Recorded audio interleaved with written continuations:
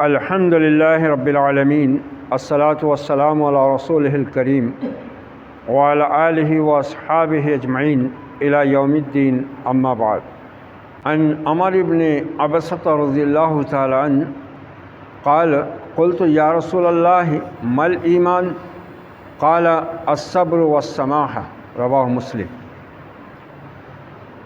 حضرت عمر بن عبسہ رضی اللہ عنہ بیان فرماتے ہیں، میں نے رسول اللہ صلی اللہ علیہ وسلم سے پوچھا ایمان کیا ہے؟ آپ نے فرمایا ایمان نام ہے صبر اور سماحت کا۔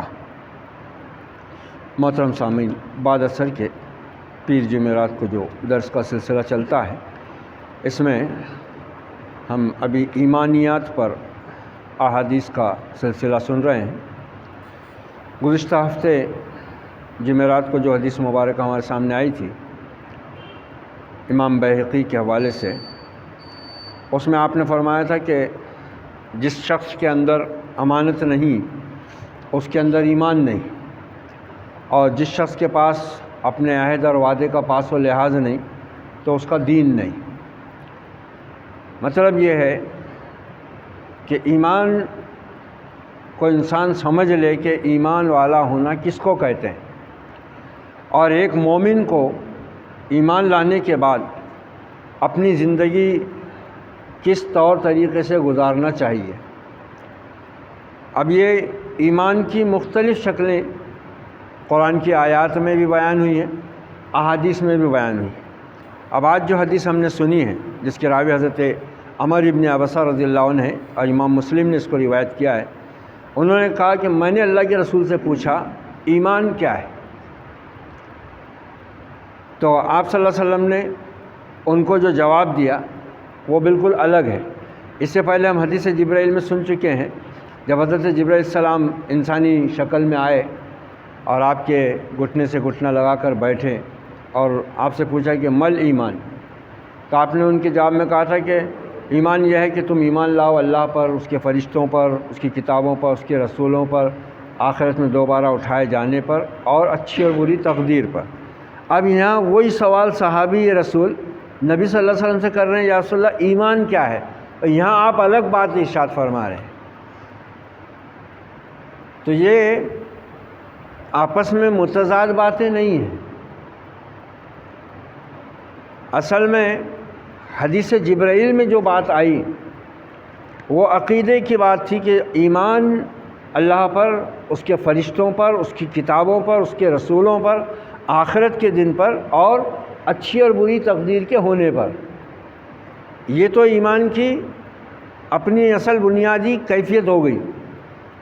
اب چونکہ صحابی پوچھ رہا ہے آپ کا جو مومن ہے، اس کے لحاظ سے آپ نے جواب دیا ہے اب، اور آپ اپنے ہر صحابی کے ایک ہی سوال کا الگ جواب اس لیے دیتے تھے کہ آپ پوچھنے والے کی کیفیت سے آشنا ہوتے تھے کہ یہ شخص جو سوال پوچھ رہا ہے اس میں کیا چیز کی کمی ہے۔ تو ایسی بہت سی حدیثیں ہیں جس میں ہم کو صحابی کا سوال ایک جیسا ملے گا۔ مثال کے طور پر ایک صحابی آیا، انہوں نے پوچھا یا رسول اللہ سب سے اچھا عمل کون سا ہے؟ آپ نے فرمایا کہ ہر نماز اپنے وقت پر، یعنی اول وقت پر پڑھنا۔ ایک صحابی آئے، انہوں نے سوال کیا تو آپ نے فرمایا بھوکوں کو کھانا کھلانا۔ ایسی کوئی صحابی بولتے تھے یا رسول اللہ مجھے کچھ نصیحت کیجیے، تو اللہ نے آپ کو یہ معجزہ دیا تھا کہ آپ انسان کے چہرے جسے بسے کو دیکھ کر اس کے بارے میں ایک اندازہ آپ کو لگ جاتا تھا کہ اس شخص کے اندر کیا کمزوری ہے یا کیا کمی ہے، یا اس کا پوچھنا جو ہے وہ کس مقصد کے تحت ہے۔ تو آپ اسی حساب سے جواب دیتے۔ مطلب ہے کہ ایمان تو یہ ہے کہ اللہ پر ایمان لایا جائے، رسولوں پر، کتابوں پر، آخرت کے دن پر، فرشتوں پر، جنت دوزخ عرش و کرسی، جو بھی ایمان کے بنیادی عقائد ہیں ان سب پر ایمان لایا جائے۔ لیکن یہ جو مسائل ہیں، یہ سوالات جو ہیں، یہ مومنین کے ہیں۔ اگر کوئی کافر پوچھے گا یا کوئی ان پڑھ جاہل مسلمان ایمان کے بارے میں معلوم کرنا چاہے گا تو پہلے اس کو جواب وہی دیا جائے گا کہ ایمان کا مطلب یہ ہے. لیکن جو ایمان والا ہے، ایمان سمجھتا ہے، اس کا دعویٰ ہے، اس کا خیال ہے، اس کی سوچ ہے کہ میں اللہ پر ایمان رکھتا ہوں، اس کے فرشتوں کو مانتا ہوں، وہ جب پوچھے گا تو اس سے کہا جائے گا، اگر وہ بے نمازی ہے تو اس کو کہنا پڑے گا بھائی ایمان یہ ہے کہ تم 5 وقت کی نماز پابندی کے ساتھ پڑھو. تو یہ بات الگ الگ نہیں ہے. اب یہ جو ہے یہ حدیث مبارکہ ہمارے سامنے دیکھو، اللہ کے رسول کی یہ شان ہے، عام انسان کے بس کی بات نہیں اس طرح کی باتیں کرنا اور کہنا. یہ اللہ کے رسولوں ہی کو اللہ نے صلاحیت عطا کی تھی، اور پھر محمد الرسول اللہ صلی اللہ علیہ وسلم تو آخری اور مکمل دین کے حامل رسول بن کر آئے ہیں. اس لیے اللہ نے آپ کی شریعت میں، آپ پر نازل ہونے والے دین میں کوئی کمی نہیں رہنے دی. کیا جواب دیا آپ نے؟ صحابی نے پوچھا مال ایمان، ایمان کیا ہے؟ قال الصبر والسماحہ، ایمان یہ ہے کہ تم صبر کا راستہ اختیار کرو اور سماحت. وہ کیا ہے؟ یعنی ایمان یہ ہے کہ آدمی خدا کی راہ اپنے لیے پسند کرے اور اس راہ میں جو مصیبت پیش آئے اس کو ہنسی خوشی برداشت کرے. اب اگر آدمی کا ایمان سچا نہیں ہے تو یہ بات تو طے ہے، یہ اللہ تعالیٰ نے اپنی سنت ایسی رکھی ہوئی ہے کہ اس میں تو انبیاء اور رسول کو بھی اس نے معاف نہیں کیا، بلکہ ایمان کے راستے میں سب سے زیادہ تکلیفیں اللہ کے رسولوں اور نبیوں ہی کو پیش آئی ہیں، اور سب سے زیادہ ہمارے نبی صلی اللہ علیہ وسلم کو. اب ایک آدمی اگر ایمان کے مطلب سمجھنا چاہتا ہے تو اس کو یہ بتایا جا رہا ہے کہ اگر تو واقعی ایمان رکھتا ہے نا اللہ پر، اللہ کو اپنا مالک، معبود، رازق، حاکم مان چکا ہے، تو تیرا یہ ماننا دنیا میں تیرے لیے بہت سی آزمائشیں اور مصیبتیں اور پریشانیاں لا سکتا ہے. اور اب ایمان یہ ہے کہ تو ان آزمائشوں سے گھبرا کر اپنے رب سے بے وفائی نہ کرے. اللہ پر ایمان تیرا کسی حال میں کمزور نہ ہونے پائے، ڈگمگا نہ پائے، متزلزل نہ ہونا پائے. صحابہ کرام کی تاریخ ہم کو کیا بتاتی ہے؟ جتنا وہ لوگ آزمائے گئے، اچھا جتنا صحابہ آزمائے گئے نا، اتنا کسی رسول کی امت کے افراد نہیں آزمائے گئے، اور نہ ہم آزمائے جائیں گے اتنا، کیونکہ اللہ نے پہلے کہہ دیا ہوا ہے لا یکلف اللہ نفسا الا وسعہا. اللہ کسی انسان کو اس کی طاقت سے زیادہ، ہمارے ایمان اتنے کہاں اونچے مضبوط مستحکم ہیں کہ ہم اتنی مصیبتوں کو برداشت کر لیں. اگر خدا نہ خواستہ ایسی ابتلا اور آزمائش ایمان اور دین کے راستے میں آئی بھی تو اللہ ہی کی مدد کے سہارے ہم برداشت کر پائیں تو کر پائیں، ورنہ ہمارے ایمان میں اتنی قوت موجود نہیں ہے. وہ ان کا ہی حوصلہ تھا صحابہ کرام. کتنی خطرناک آزمائش، اور وہ بھی چند دنوں، ہفتے، مہینے بھر کی، کیا سالوں گنتی، اور ہر دن بد سے بدتر، ہر آزمائش سخت سے سخت تر. ایسی اللہ نے ان کو اتنا بڑا رتبہ تھوڑی نہ دیا ہے.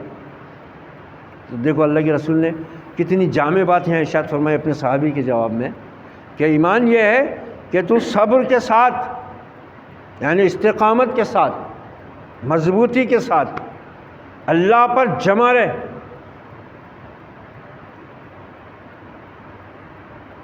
اب اسی کو آپ نے اپنے ایک دوسرے صحابی کے جواب میں کتنی پیاری بات کہی تھی جامع، عبداللہ ثقفی رضی اللہ عنہ. جب انہوں نے بھی یہ پوچھا تھا کہ یا رسول اللہ قل لی فی الاسلام قولا لا اسأل عنہ آدم بعدک، اے اللہ کے رسول اسلام کے بارے میں مجھ کو ایک ایسی جامع بات بتا دیجئے کہ اس کے بعد مجھے کچھ پوچھنے کی ضرورت نہ پیش آئے. آپ نے فرمایا قال قل آمنت باللہ ثم استقم، تو کہہ دل کی سچائی اور گہرائی کے ساتھ میں ایمان لایا اللہ پر، اور پھر اس پہ جم جا. یہاں وہی بات ہے، یہ صبر کا مطلب وہی ہے. ہم جو اردو میں صبر بولتے ہیں نا، وہ صبر یہ صبر نہیں ہے. ہم خالی صبر کا لفظ کہاں بولتے ہیں؟ کسی کو دلاسا دینے کے واسطے کسی کی یہاں میت ہو گئی، کسی کا بہت بڑا نقصان ہو گیا، وہ پریشان ہو رہا، ہم تسلی دینے کو بولتے ہیں بھائی صبر کرو، جو ہو گیا ہو گیا۔ یہ بہت محدود معنی ہے اس کے۔ قرآن اور حدیث میں جو لفظ صبر آتا ہے نا، اس کا مطلب کیا ہے؟ اس کا مطلب ہے بندہ ایمان لانے کے بعد اپنی پسند کو چھوڑے اور اللہ اس کے رسول کی پسند کو اختیار کرے، اور یہ کوئی آسان کام نہیں ہے، یہ مشکل کام ہے، مشکل کام ہے یہ، کیونکہ انسان کو اللہ سے باغی بنانے والی، رسول کی نافرمانی میں ڈالنے والی بہت سی چیزیں ہیں جن سے انسان پیار کرتا ہے۔ ماں باپ ہے، بیوی بچے ہے، برادری، رشتہ دار، خاندان، دوست، مال، کھیتی باڑی، جائیداد، بینک بیلنس، روپیہ پیسہ، یہ ساری چیزیں انسان کی محبوب چیزیں ہیں۔ آدمی ان سے محبت بھی کرتا ہے، ان میں بڑھوتری دیکھنا چاہتا ہے، ان میں نقصان کو برداشت نہیں کرتا۔ جبکہ اللہ پر ایمان لانے کے بعد اس میں سے بہت سی چیزوں کے ساتھ ٹکراؤ ہوتا، اور وہ ٹکراؤ ایسا رہتا جہاں آدمی کو یہ فیصلہ کرنا پڑتا ہے کہ اب اگر وہ مومن ہے تو پھر بات مانے اللہ کی، بات مانے رسول کی، اور ان سب کو ٹھکرا دے۔ یہ صبر ہے۔ روزے کو صبر کا مہینہ کیوں بولا اللہ کے رسول نے؟ ہوا شہر الصبر، رمضان کا مہینہ صبر کا مہینہ ہے۔ کیوں ہے صبر کا مہینہ؟ اس لیے یہ ہے نا، ایک کھانا ہمارے پاس، ہمارا اپنا کھانا، ہماری کمائی، ہمارا گھر، پکا ہوا کھانا، حلال روزی ہے، حرام بھی نہیں ہے، بھوک بھی لگی ہوئی ہے، مگر رکنا پڑ رہا، اس کو صبر بولتے ہیں۔ بھینس مر جانے کے بعد صبر کر رہے تو وہ صبر تھوڑی ہے، وہ مر گئی کیا کریں گا، اس کو زندہ تو کوئی دنیا کی طاقت نہیں کر سکتی۔ کوئی انسان مر گیا، صبر کے سوا کیا ہے؟ پھر صبر یہ ہے کہ وہ انسان جس سے ہم کو محبت ہے، ہم اس کو اللہ کی وجہ سے چھوڑ رہے، کہ بھئی تیرے کو ہم نے بولے کہ تو یہ شریعت کے خلاف کام کر رہا ہے، تیرے کو ہم نے بار بار نصیحت کی کہ تو نماز نہیں پڑھتا ہے، بے نمازی سے اللہ ناراض ہوتا ہے، اس کے کام میں برکت نہیں ہوتی، تو یہ سودی لین دین کر رہا ہے، ہم نے تیرے کو بار بار سمجھا ہے، تیرے یہاں کا کھانا پینا بھی حرام ہوتا ہے، دوسروں کے لیے بھی، دوسرے مسلمان کے لیے بھی، مگر تو بازی نہیں آ رہا ہے۔ اب وہ ہمارا رشتہ دار ہے، ہمارا قریبی رشتہ دار ہے، ہمارا گہرا دوست ہے، پکا دوست ہے، اب بار بار ہر چیز سمجھانے کے بعد بھی وہ اپنی حرکت سے باز نہیں آ رہا ہے، اور ہم کو اس سے تعلق بہت گہرا ہے، ہمارا قریبی رشتہ ہے، دوستی ہماری بہت پکی ہے، اب حکم ہے کہ توڑ دو۔ یہ صبر ہے، اس کو بولتے صبر۔ تو یہ دیکھو آپ نے پہلی بات یہ ارشاد فرمائی، اور خدا کے سہارے آگے بڑھتا جائے، یہ صبر ہے۔ اور سماحت یہ ہے، سماحت یہ ہے کہ آدمی اپنی کمائی خدا کے محتاج و بے سہارا بندوں پر خرچ کرے، دروازے پر آ کر مانگنے والوں کو نہیں۔ یہ چیز تو مسلمان سمجھ ہی نہیں رہے کہ کوئی ہمارے دروازے پر آئے گا ضرورت مند، صدا لگائے گا، جھگیائے گا بیچارہ، اپنی مجبوری بتائے گا تو پھر ہم اس کو 5-10 روپے دیں گے، ٹالیں گے۔ نہیں، جو کچھ اللہ نے دیا ہوا ہے اپنے آس پاس نظر رکھے، کون محتاج ہے، کون بے آب و دانہ اپنے گھر میں بھوکا بیٹھا ہوا ہے، کون معذور اور بے بس ہے، اور جتنا اور جیسا ہو سکتا ہے خاموشی کے ساتھ اس کی عزت نفس کو ٹھیس لگائے بغیر، اس پر احسان جتائے بغیر اپنی کمائی میں سے دے دے، جو کچھ بھی دے سکتا ہے اپنی استطاعت کے مطابق۔ اللہ نے زکوٰۃ کی تو مقدار مقرر کر دیا 2.5%، صدقے کی مقدار نہیں رکھا. ہر آدمی کی اپنی الگ رہتی ہے حیثیت. اس کے حساب سے انسان کو اگر ایمان اس کا مضبوط ہے تو کیا ہوگا پھر اس کا نتیجہ؟ اس کا نتیجہ یہ ہوگا کہ وہ کبھی اپنی اور اپنے ہی گھر کی ضرورت نہیں پوری کرتا. وہ یہ بھی دیکھتا ہے کہ بھائی اپنے رشتہ داروں میں، اپنے محلے پڑوس میں بھی کوئی ایسا ہے کہ اللہ کا بندہ، اللہ کی بندی، جس کو ہماری کچھ پیسوں کی ضرورت ہے اور وہ ہم اس کو دے دیں تو اس کی بہت بڑی مصیبت اور پریشانی دور. ارے بھائی ایک ضرورت مند آدمی کے لیے 100 روپے بہت بڑی رقم ہے. اس کے لیے تو بیچارے کے لیے 100 روپے مل گئے تو بہت بڑی رقم مل گئی نا اس کو تو. اور یہ اتنی بڑی چیز ہے نا، یہ چھپا کر صدقہ دینا بغیر مانگے کسی کے، انسان کو یہ بری موت سے بچاتا ہے. یہ ایسا صدقہ انسان کی عمر میں اضافہ کرتا ہے. یہ ایسا صدقہ اگر اللہ ہم سے ناراض ہے، ہم پر غصہ ہے، تو یہ صدقہ جو ہے اس کے غصے کو ٹھنڈا کر دیتا. اللہ کو اتنا پسند ہے. مگر افسوس کہ آج ہم ان چیزوں پر توجہ نہیں دیتے. مطلب یہ ہوا کہ ایمان اگر واقعی آدمی میں ہے تو اس کی زندگی سراپا خیر بن جاتی، خود کے لیے بھی دوسروں کے لیے بھی. ایک سچا مومن جو رہتا ہے نا، وہ خود خیر و برکت کا سبب رہتا ہے اور دوسروں کے لیے بھی وہ خیر اور رحمت کا ذریعہ بنتا ہے. سماعت یہ ہے کہ آدمی اپنی کمائی خدا کے محتاج و بے سہارا بندوں پر خرچ کرے اور خرچ کر کے خوشی محسوس کرے، بے دلی سے، زبردستی نہیں. ہاں اب ان کا تو کیا ہے، ان کو کتنا بھی دیے تو بس نہیں ہوتا، ان کا تو ہمیشہ کا ہے. خوش دلی سے دے اور اس میں خوشی محسوس. اور حقیقت میں اگر ایمان والا ہے بندہ اور خوشی سے اللہ کو صرف اللہ کو راضی کرنے کے لیے نیکی کا کام کر رہا ہے نا، اس کو وہ نیکی کر کے جو خوشی ملتی ہے نا، دنیا کی دولت خرچ کر کے بھی وہ خوشی کسی انسان کو ہاتھ نہیں آتی. کسی انسان کو ہاتھ نہیں آتا. ایسے ایسے بندے ہیں اللہ کے کچھ. ایک نوجوان نے دیکھا ایک بڑی ہوٹل میں، ریسٹورنٹ میں، جہاں کھانے بنتے ہیں اچھے اچھے قسم کے. اب وہ ہوٹل والوں کا حساب رہتا ہے، ایک پلیٹ میں بہت سارا سالن آ جاتا جو ایک آدمی نہیں کھا سکتا. آدھے سے زیادہ بچ جاتا، آدھا بچ جاتا، اور ہوٹل والے پھر وہ اٹھا کر کچرا دان میں ڈال دیتے.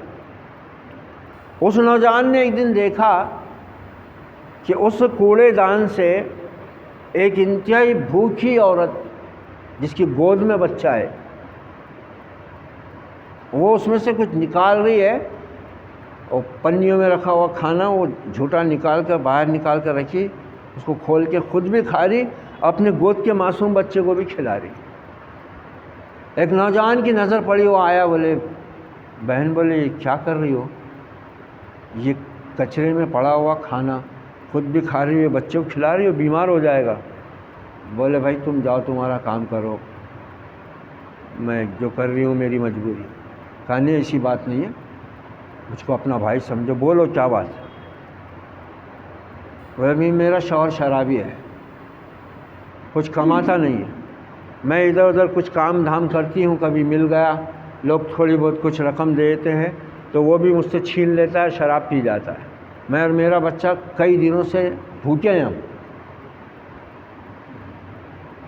وہ اٹھا، اس کو لے کے گیا، بیچاری کو منت سماجت کر کے ہوٹل میں لے گیا، کھانا کھلایا. اور اس کے بعد اس نے معمول کیا بنایا معلوم ہے؟ اس نے 2-3 شہر کے بڑے ہوٹلوں میں جا کے ہوٹل مالکوں سے بات کیا اور پھر ویٹروں سے بات کیا. بولے بھائی یہ جو وہ لوگ کھانا آدھا چھوڑ دیتے وہ ڈسٹ بن میں مت پھینکو، بولے کچرا دان میں، کوڑے دان میں مت پھینکو، میں ایک تم کو لا کے دیتا ہوں، اس میں جمع کرو، سالن ایک طرف، چاول ایک طرف، روٹی ایک طرف. پھر وہ ویسا کرتے تھے. پھر وہ اس کو لے کر اپنے پیسوں سے کیری بیگ لا کر اس کو باندھ کر گھومتا تھا، جہاں کوئی فٹ پاتھ پہ کوئی غریب نظر آیا اس کو ٹکا دیا. اب اس کے پاس بیچارے کہ خود کے پاس ہے. دیکھو نیکی کا کام اگر کرنا ہے نا انسان کو، ضروری نہیں کہ اس کے خود کے پاس میں روپیہ ہو خوب، نہیں. ایسے بہت سے نوجوان کر رہے ہیں یہ کام آج، اللہ نے جن کو توفیق دیا ہے. بڑے شہروں میں یہ حال ہے لوگوں کا. ارے مسلمانوں کی بستیوں اور محلوں میں ایسے کئی غریب بھوک کے مارے ہوئے بے حال پڑے ہوئے، اور ان کے ہاں شادیوں میں، ولیموں میں، تقریبوں میں، چھوٹی بڑی تقریبوں میں کھانا ایسی برباد ہو رہا ہے. میں کسی ضرورت مند کے پیٹ میں 2 لقمے نہیں ڈال رہے کہ اس کی دعا سے ہماری مصیبتیں ٹل جائیں.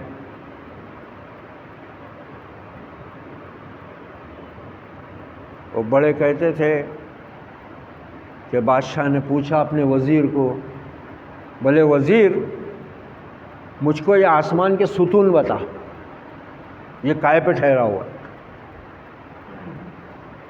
وزیر بڑا عقل مند اور دانا تھا، بولا ٹھیک ہے بادشاہ سلامت، لیکن اس کے لیے آپ کو میرے ساتھ باہر چلنا پڑے گا، عام حالت میں، عام لباس. ٹھیک ہے میں آتا ہوں. وہ بادشاہ کو لے کر نکلا، پورے شہر کا اس نے گشت کرایا، اور پھر شام میں واپس آیا. بادشاہ نے پوچھا وزیر یہ کیا ہے؟ میں نے تجھ سے کہا کیا تھا، تو نے کیا کیا؟ دن بھر مجھ کو پیدل گھما کر مار دیا. کہا نہیں بادشاہ سلامت، جو آپ نے پوچھا تھا اس کا جواب میں نے آپ کو بتایا ہے. بولے کہاں بتایا ہے؟ کہا بادشاہ سلامت آپ کو محل سے نکلنے کے بعد محل میں واپس آنے تک کتنے غریب لوگ ملے؟ کہا بہت ملے. اور کہا ان کی حالت کیسی تھی؟ کہا بہت بری حالت میں تھے وہ. کہا آپ نے ان کو کچھ دیا؟ کہا ہاں دیا. کہا تو آسمان والے کے نزدیک یہی لوگ ستون ہیں آسمان کے، ان سے بھلائی کرنے کی وجہ سے یہ آسمان ٹکا ہوا رہتا، یہ ستون ہے. یہ معمولی چیز نہیں ہے. اور پھر اسلام نے تو ان باتوں کو جتنا کھول کر اور جتنا عملی آپ صلی اللہ علیہ وسلم اور آپ کے صحابہ نے اور ہمارے اسلاف نے اس کا عملی ہمارے سامنے نقشہ اور تجربہ پیش کیا ہے، اس کے بعد ہماری حالت ایسی ہے. یہ بہت افسوس کا مقام ہے. رمضان المبارک کا مہینہ آ رہا ہے، ہم سمجھیں ایمان کیا ہے اور صبر کسے کہتے ہیں، اور اللہ کے راستے میں خرچ کرنے کا کیا صلہ ہے، اور اس میں اسلام نے ہمیں کتنی وسعت دی ہے. زکوٰۃ اور عشر کے لیے تو کچھ چیزیں ضروری ہیں، مگر صدقے کے لیے کوئی پابندی نہیں ہے. کرنے والے جو کچھ ان کو ملتا ہے اس میں سے بھی کر دیتے ہیں. بے شمار واقعات ہیں، ہماری تاریخ بھری پڑی ہے ان روشن واقعات سے. یہ جب تک ہم کرتے رہے اللہ کی رحمتیں ہم پر برستی رہیں، اللہ کی زمین پر ہم حکمراں رہے، عزت کے ساتھ خود رہے، دوسروں کی عزت کی ہم نے حفاظت کی. آج ہماری خود جان مال اور عزت اور آبرو کے ہمارے دین کے لالے پڑ گئے ہیں، تو یہ ہمارے اپنے ہی اعمال کا نتیجہ ہے. اللہ ہم کو ایمان کی حقیقت کو سمجھنے، جاننے، ماننے اور ثابت قدمی کے ساتھ اپنے نبی کے فرمان کے مطابق اپنے ایمان پر آخر دم تک صداقت اور دل کی گواہی کے ساتھ جمے رہنے کی توفیق اور ہمت عطا فرمائے. ربنا تقبل منا انک انت السمیع العلیم وتب علینا انک انت التواب الرحیم. وصلی اللہ علی النبی وعلی آلہ واصحابہ اجمعین. سبحان ربک رب العزۃ عما یصفون، السلام علی المرسلین والحمد للہ.